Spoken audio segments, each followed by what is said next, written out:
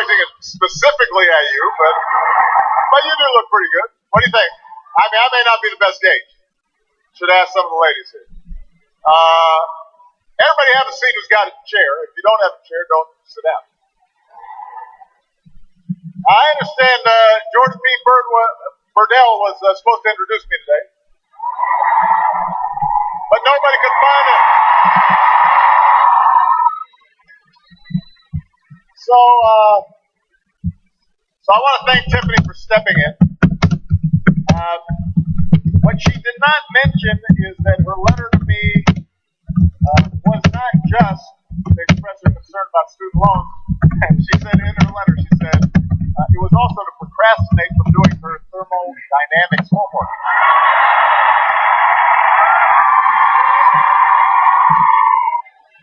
That's a true story. That is true. That's okay. I procrastinate sometimes. As long as you got it done, Tiffany. Where's Tiffany? Did you get it done? Okay.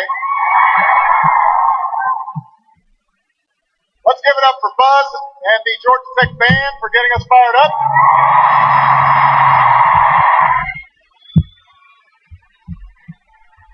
Yay. Also give it up for Governor Nathan Deal, who's here.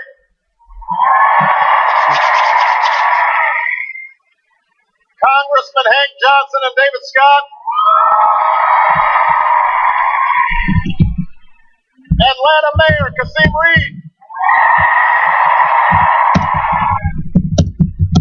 And the president of this great institution, Georgia Tech, Bud Peterson.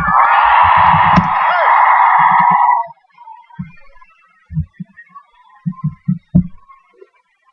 That's good. You've got a high approval rating.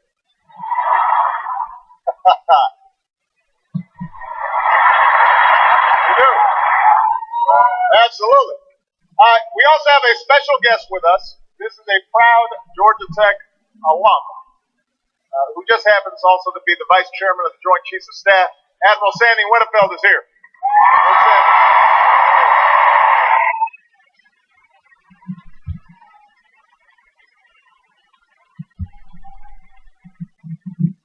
Before he was the vice chairman of the Joint Chiefs of Staff, he was a Navy fighter pilot, which is cooler.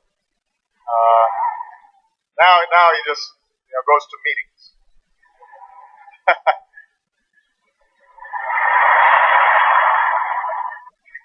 What's up with that? I told him he's got to get back on a plane. It is great to be at one of the finest technical institutes in the world.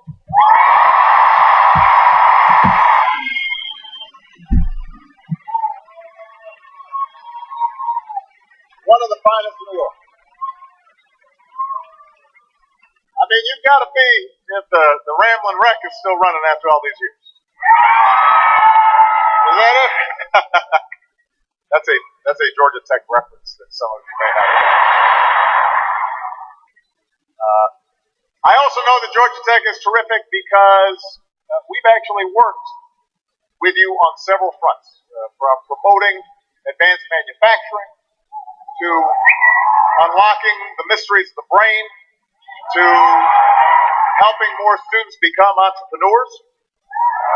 And the reason I want to come here today is because I believe that higher education, as you believe, is one of the best investments that anybody can make in their future.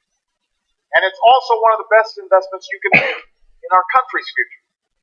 So I'm here to say thank you and to tell you I'm proud of you because I know that it's not always easy to do what you're doing. It takes perseverance. A lot of late nights in the library, in the lab. And you're wrapping your minds around complex formulas and concepts that, frankly, I don't understand. But I know they're complex. And some of you are holding jobs down at the same time, which makes it even harder. But as frustrating as it may be, and Tiffany expressed some frustration on occasion, it is worth it. Higher education has never been more important. And The message I want to deliver today, not just to you, but to the entire country, is the entire nation has to treat it as a priority. Right now, our economy is growing steadily. It's creating new jobs. You're going to be going into a job market that's much better than the one that existed when I came into office 6 years ago.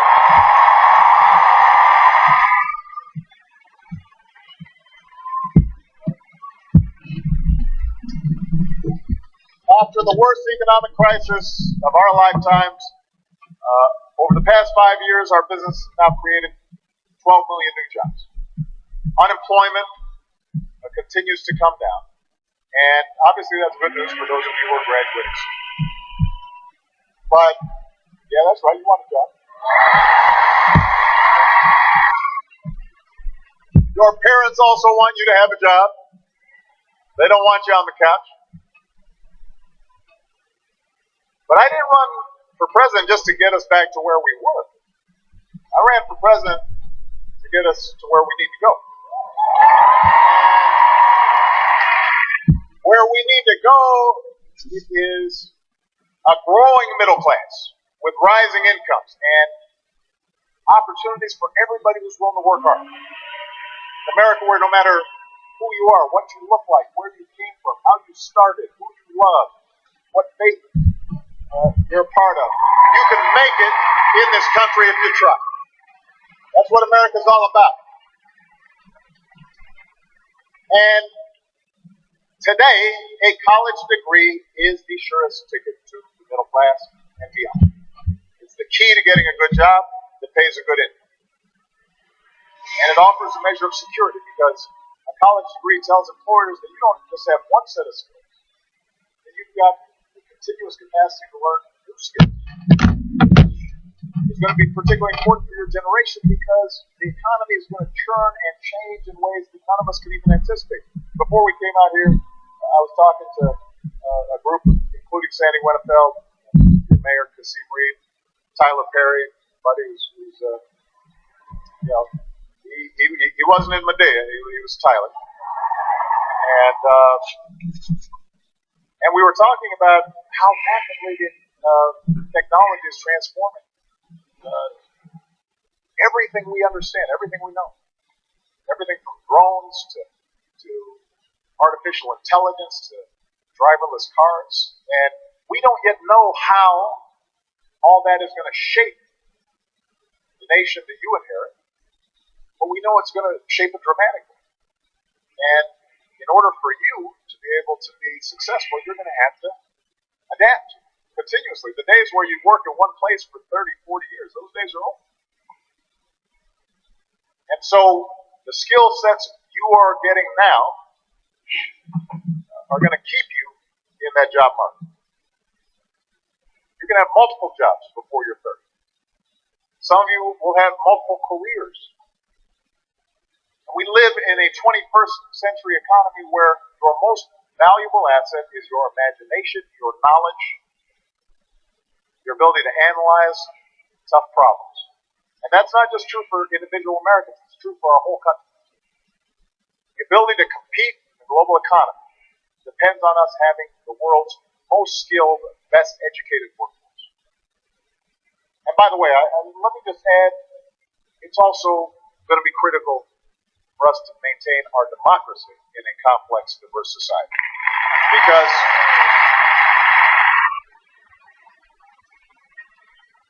something, understandably, when I come to college campuses, there's a lot of just bread and butter, nuts and bolts.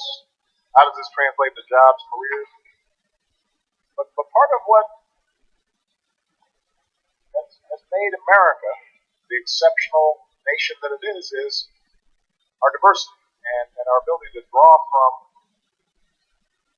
every corner of the world, all the talent, all the ideas, and create this amazing stew. And the more complex the society, the tougher that becomes. And so to have all of you possess the ability to listen and to learn from people who aren't like you, that's also what you're learning. And that's going to make you more effective to every employer out there. So, but it's going to make you better citizens. It's going to make our democracy function better. But back to the jobs thing. Jobs and businesses will go wherever the best workers are. And I don't want them to have to look any further than the United States of America. I want businesses investing here. I want Americans getting those new jobs. That's how we're going to lead the world in this century, just like we did in the 20th century. So here's the challenge. Higher education has never been more important, but it's also never been more expensive. The average undergrad who borrows money to pay for college graduates with about $28,000 in student loan debt.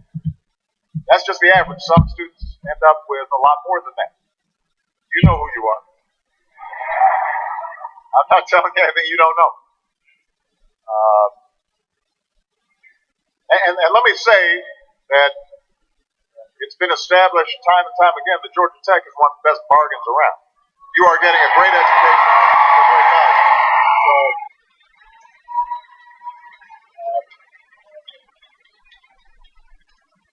which is one of the reasons I'm here. Obviously, I wouldn't go to a place that was a bad bargain, really expensive and gave no value. That would not make sense. But even here at Georgia Tech, even with the great value, it's expensive. And I'm here to tell you, I'm with you. I believe that America is not a place where higher education is a privilege that is reserved for the few. America needs to be a place where higher education has to be available for every single person who's willing to strive for it, who's willing to work for it.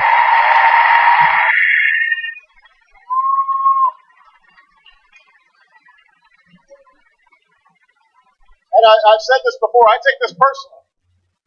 And my grandfather had a chance to go to college because this country decided that when veterans returned home from World War II, they should be able to go to college.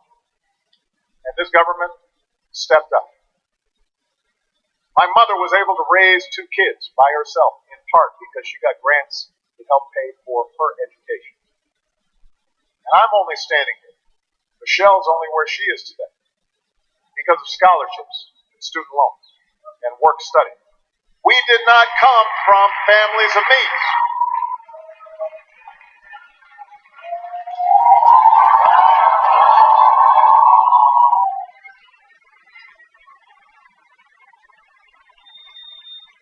We didn't come from families of means, but we knew that if we worked hard, there was help out there to make sure we got a great education. That's what this country gave to us. And that's why this has been such a priority for me. I take it personally, because when I look out at all of you, I see myself. And I remember the fact that it took me 10 years to pay off all our student loans. We were paying more for our student loans than our mortgage. Even after Malia and Sasha were born. We were supposed to be saving for their college education. We were still paying off ours. And that's why we've acted again and again to make college more affordable. 5 years ago this month, we enacted the largest reforms to the student loan program in history. We cut out the big banks that were taking taxpayer dollars and serving as middlemen in the student loan game. And we said, well, let's just give the money directly to the students. Like you. So, we saved, as a result of that change, we saved billions of dollars. We were able to expand tax credits and Pell Grants and put college within reach for millions more middle class and low income students across the country. Then we fought to keep interest rates on student loans low and capped how high those rates can rise. And as a result, the typical undergrad is saving about $1,500. We also acted to let millions of graduates cap their loan payments at 10% of their incomes, so they don't have to choose between paying the rent and paying back their debt.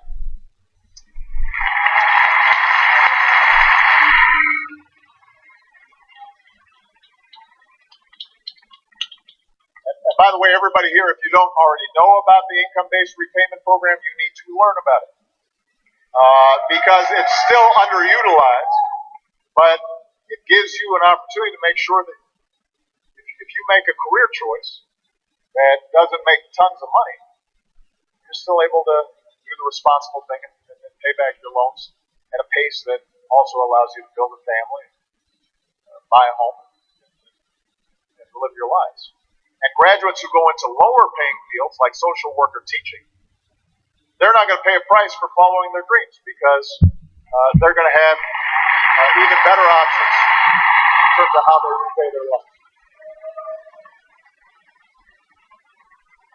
So that's what we did on the student loan side. Meanwhile, we're working to hold down the cost of a college education. So we're partnering with schools like Georgia Tech on innovative ways to increase value, like your online master's program in computer science, which costs just a fraction of the price of an in-classroom program. And I sent Congress a bold new plan to bring down the cost of community college to zero. Because not everybody may be prepared right away to start a four-year university. But also in some cases, even if they could, they may choose to get 2 years of college free and then be able to transfer the credits for their four-year education. We want to make community college at minimum just as free and universal as high school is today. That should be our new baseline. We want to get out ahead of the curve in terms of where we need to go.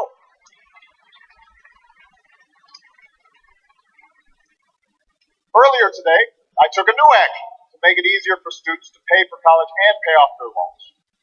We're creating a way for you to ask questions about your loans, file a complaint, cut through the bureaucracy, get a faster response. That's not just from the government, that's also from the contractors who sometimes service your loans. We're going to require that the businesses that service your loans provide clear information about how much you owe, what your options are for repaying it, and if you're falling behind, help you get back in good standing with reasonable fees on a reasonable timeline. And if you're paying stuff off, you should be paying off the high interest loans first, not the low interest ones. We're going to take a hard look at whether we need new laws to strengthen protections for all borrowers, wherever you get your loans from. So we're trying to tackle this problem from every angle. There's no silver bullet. But we're trying to make sure that across the board, more and more young people can afford to go to college, and then afterwards aren't so burdened with debt that you can't do anything else. We want to make this experience more affordable because you're not just investing in yourselves, you're investing in your nation. But here's the thing. We've got more to do. All of us, universities, students, parents, financial institutions, and yes, the government, to make sure that you're not saddled with debt before you can get started in life. That's something that's in all of our interests. My friends, the Republicans in Congress, are planning to unveil their budget soon. I'm hoping they have something to offer that will help hardworking young people. So far, the education bill that they put forward a couple weeks ago is not a good template. It's not a good start. I'm hoping it will improve. Because right now, the way it's structured, it would let states and cities shuffle education dollars into things like sports stadiums or tax cuts for the wealthy instead of schools. And it would allow states to make even deeper cuts into school districts that need the most support, send even more money to the most well-off school districts. We'd invest less per child by the end of the decade than we do now, so it's the wrong approach. We got to be working to make sure every child gets a quality education. Every student can afford college. And so we're going to be reaching out to them, trying to get them to see this is a good investment in our economy. It's a good investment in our national security. The way that you keep America safe, one of the best, most important ways is make sure we've got a strong economy with a strong workforce. And all of us have a role to play in making that happen. So in order to spur more of a conversation, to get more folks engaged, we're going to try something new to to help do this. It's not a fancy new program. It doesn't have a complicated acronym. It doesn't involve new spending or bureaucracy. It's just a simple organizing principle that I want all of us to sign on to. A declaration of values. What I'm calling a student aid bill of rights. Student aid bill of rights. And it says every student deserves access to a quality, affordable education. Every student should be able to access the resources to pay for college. Every borrower has the right to an affordable repayment plan. Every borrower has the right to quality customer service, reliable information, and fair treatment, even if they struggle to repay their loans.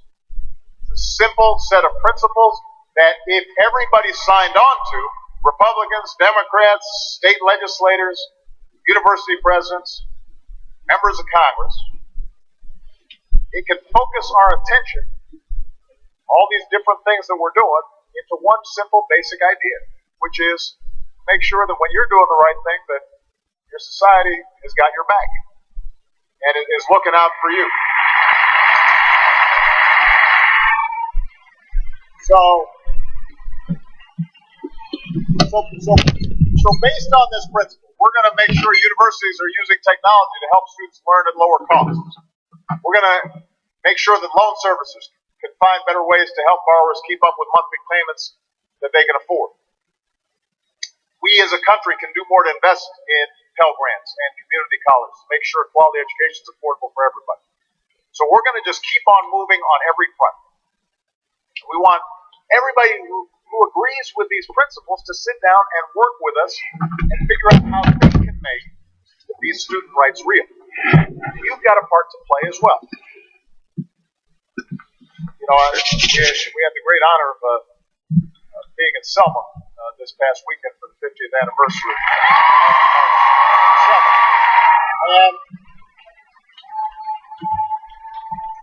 And one of the main points I think that all of us made was change doesn't happen by itself. It happens because people get organized and mobilized and focus and they push.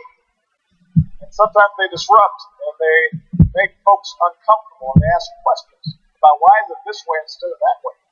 And I want us to think about access to higher education, affordability of higher education in that same way. I want us to all organize together, not on a partisan basis. It's not organizing around an election. It's organizing around a simple idea that everybody should be able to get behind.